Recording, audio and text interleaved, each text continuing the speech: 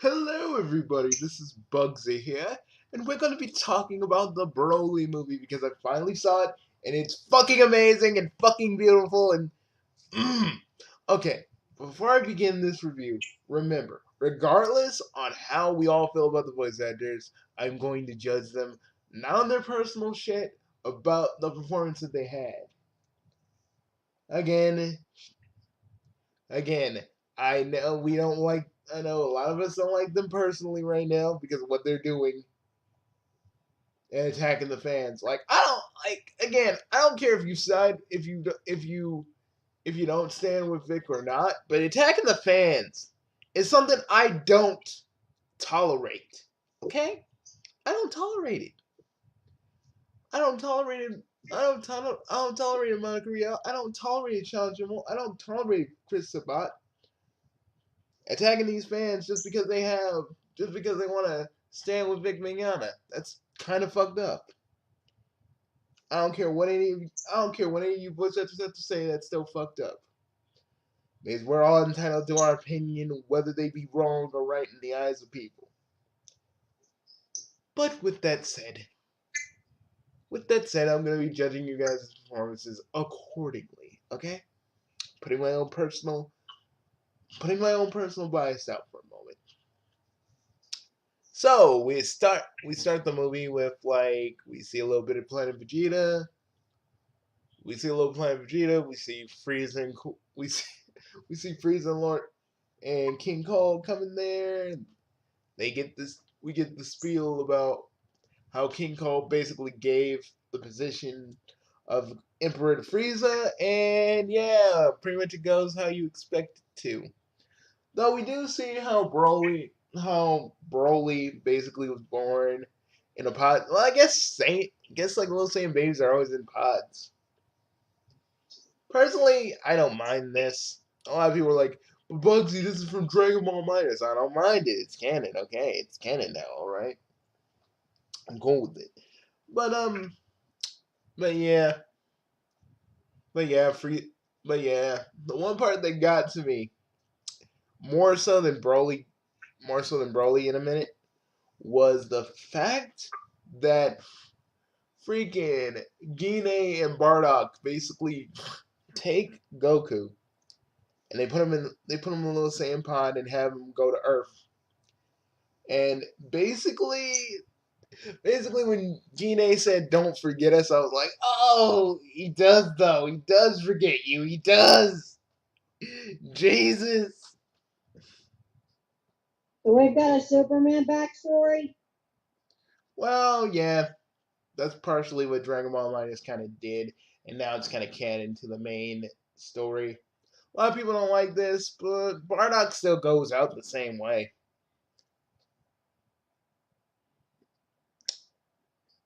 Flash forward, Paragus, I mean, King Vegeta basically said, well, we're gonna take your son, Paragus, because that power level will make him go insane. I thought it was, I was with Paragus when this happened. Like, I thought he was just jealous, but yeah, King Vegeta was right. His power, the power that Broly has, will make him go insane. And I was like, and it's kind of good. They kind of incorporated Broly's like kind of berserker like personality, but giving him a likable personality, which I didn't like. Broly, you will sympathize with Broly. Also, Paragus put a shock collar on Broly, which made me think, are Saiyans weak against electricity? Because it was a small current, but Broly was like, ah. But then I think the shock collar, I think it's just because Broly, like, just didn't want to take it off. About as powerful as he is, I felt like he didn't want to take it off because, he didn't want to disobey his dad, which he was dogmatically faithful to. When Paragus only used Broly as, the biggest weapon to show to show the to show that to show the prince that his son was stronger than him and blah blah blah. and I wasn't even mad when Paragus died. I was like, good riddance, motherfucker, die already. Also, Frieza going, Broly, your father was killed by a stray energy blast, and he's just like hamming it up. I'm like, Chris Ayers, you had fun with that, didn't you? You had fucking fun with that. Again, Vegeta and like Sean Schimmel, Chris Sabat, Monica Rial, they all did well. They all did well. I'm not gonna say that they didn't. They've been voicing these characters. They've been voicing these characters for a decade, so yeah, they did well. Moving on though. The animation is so fucking fluid, it made me cry. That's how good it was. Like the fight scenes, they are so fucking fluid. We got camera angles swirling around, going each and every which way, and it was just freaking good. Although, also, if I may get a little shipping buster on this, Chile and Broly, to me, guys, right now they're just friend. They're just like friends. They're not a thing. Chile found Broly and Paragus, and basically that's how all that started. Frieza wanting to get the Dragon Balls to get his height, to get a little bit of a height gain was kind of interesting. Again, Frieza's still serious, but nowadays I just see him as more of a I see him as more of an Aku type villain. A villain that So wait, can. but Frieza tried to get the Dragon Balls to fix his height? Yes. Really? Yes, that's all he wanted. He doesn't want to be he doesn't want immortality anymore because he didn't want to live forever he didn't want to live forever because he's been in hell, and his hell is like cute fuzzy animals singing and talking about fuzzy hugs and shit. So he's like, I don't want to live forever. He's like, would you want and one of his like little minions are like, so you don't want to take any damage? And he was like, no, why would I stop it to make the game less fun? Yeah, and then like the blueberry chick was like, you want to get your height, and she just figured it out. And like, I don't know, maybe it's just the fact that she can talk shit to Frieza, and Frieza doesn't do anything to her. I don't know why. But yeah, Chile is like this alien chick that just kind of joins the Frieza Force because she stole a galactic patrolman ship and just kept going. And basically, she joins the Frieza Force probably just because of convenience. Then they get Broly. She doesn't really like how Paragus treats Broly. And Broly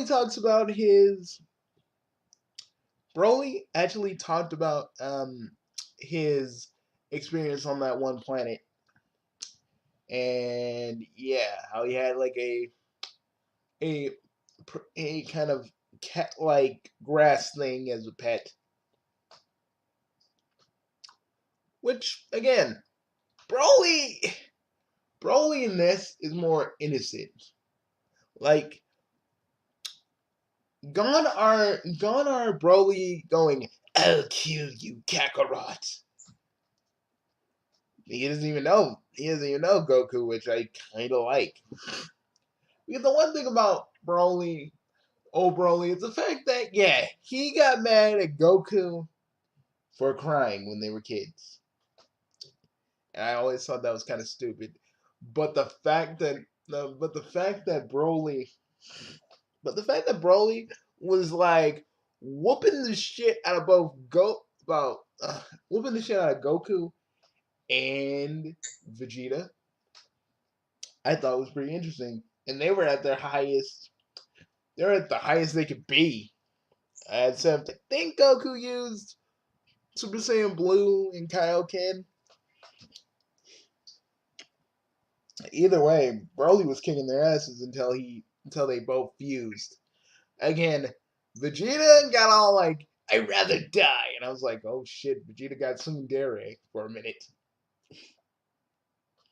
I was like, guys, I don't know. I just caught it for a minute because I was like, dude, I've been working on my game against way too much lately because now I'm like seeing tsunderes wherever.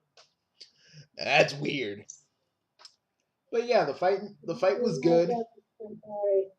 The fight was good, and it really captured what I liked about.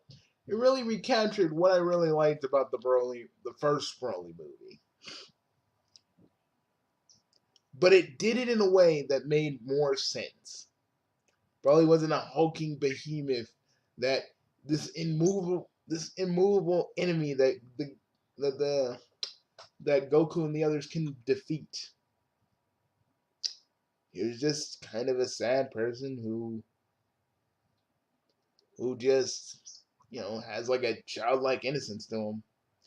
But it does make me think, since Broly can unlock the power of a great ape in his like regular base form, does that mean we might see him go Super Saiyan 4? I don't know. I've been thinking about that because what was Super Saiyan 4 people basically using a great ape form and condensing it into what it is. But yeah, Chile basically wishes Broly back to the planet they was basically born at, and Lemon go with Chile and Lemon go with Broly, and yeah, like again, the action was cool. The fact that Broly beat Goku and Vegeta in an almost kind of believable way made sense. Like, the thing about Broly is he was just strong. Like, the old Broly was just strong out of the gate,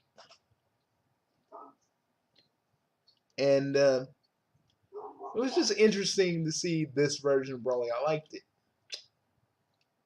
and I'm gonna say this once. McMahon did a good job voicing sympath this sympathetic, but still could be a vicious Broly. But I like that Broly had more to him than what we initially saw. What we initially saw all way back when.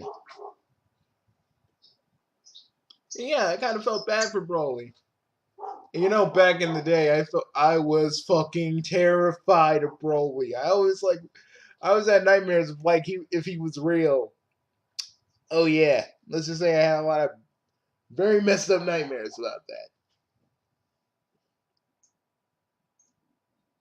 I felt sympathetic for this Broly. I really did.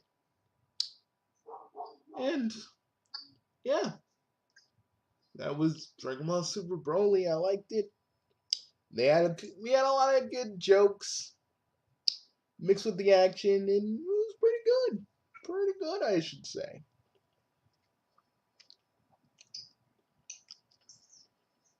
It was done very well. It was it was done very well, and I really did like it.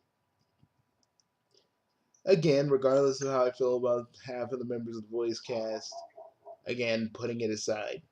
Because at that moment, because I don't know, Dragon Ball Super has this Dragon like the way Dragon Ball Super is, it just has this inherent ability to pull me back to when I first saw the initial moments, like when Ultra Instinct happened. When Ultra Instinct happened, I felt like I was 6 again, looking at Super Saiyan Goku. When I when I when I saw both Gogeta and Broly like giving it their all, I felt like I was 13 again. It's just I can't put into words how much this movie really made me how this movie made me really feel. Granted, with all the Funimation stuff that's been going on, I just been kind of losing faith in Funimation, and I still am. But in that one moment, I forgot about Funimation. I forgot about all the freaking controversy that's going on, and for like an hour, I felt like I was just watching. I just I felt like my old self when I used to watch Dragon Ball. I felt like my old self. But yeah, what do I give? What do I give Dragon Ball Super Broly?